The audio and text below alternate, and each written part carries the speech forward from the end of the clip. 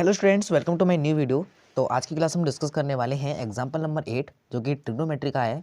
8.2 से शुरू हो रही है, उसके ऊपर एक जस्ट एग्जांपल दे रखा है, एग्जांपल नंबर 8। जैसा कि आप देख रहे होंगे क्वेश्चन हमारे पास में क्या दे रखा है। क्वेश्चन तो बहुत कॉम्प्लिकेटेड सा है लेकिन बहुत ज़्यादा आसान क्वेश्चन है। आप प्लीज़ वीडियो को लास्ट तक देखना, ठीक है? आपको 100% समझ में आ जाएगा।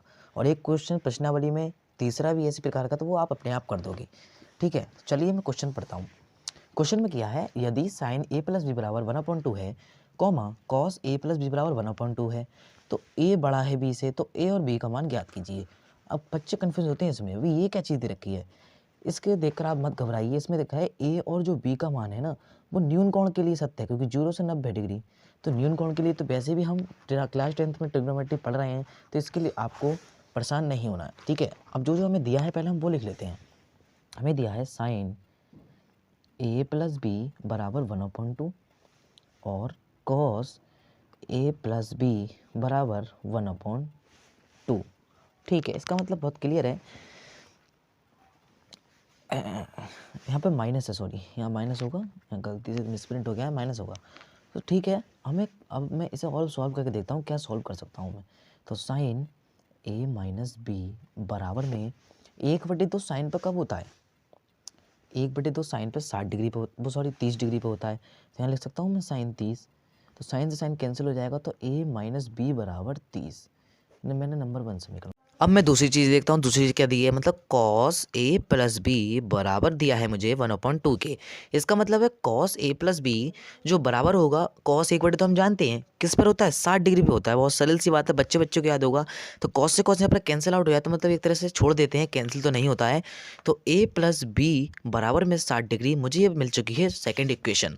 तो मैं इन दोनों इक्वेशंस को कर लूँगा सॉल्व, और मेरे ए और बी के मान जो हैं वो मेरे पास आ जाएंगे। तो ए माइनस बी बराबर 30 और ए प्लस बी बराबर हो जाएगा मेरे पास में 60। तो मैं इसे विलोपन विधि से सॉल्व करूँगा। विलोपन विधि आप जानते होंगे, एक प्लस माइनस करके काट देते हैं हम और जोड़ लेते हैं और आंसर कर लेते हैं आराम से, मतलब कैलकुलेशन करके आंसर में आ जाता है हमारे पास में। तो ये बी से बी कट रहा है, साफ साफ दिख रहा है, इसमें विलोपन विधि अच्छी काम करेगी, ठीक है? तो ए और ए हमारे पास में 2a हो गया, और 60 और 30 90। तो यहाँ से ए का मान क्या होगा, 45 डिग्री ए का मान आ गया। अब आप इस ए का मान कोई सी भी इक्वेशन में रख दीजिए। मान लिया मैंने इक्वेशन 1 में रख दिया, मतलब आप लिखेंगे फॉर इक्वेशन 1, मतलब ए का मान 1 में रखने पर। आपने ये 9th क्लास में पढ़ी और 10th में आप पढ़ के आए भाई, तीसरे चैप्टर में, तो आपको आनी चाहिए। तो a माइनस बी बराबर 30 हो जाएगा। तो a का मान 45 माइनस बी बराबर 30, ठीक है? अब मैं इस इधर 45 को उधर ले गया, तो 30 ये प्लस का इधर आकर माइनस का हो जाएगा।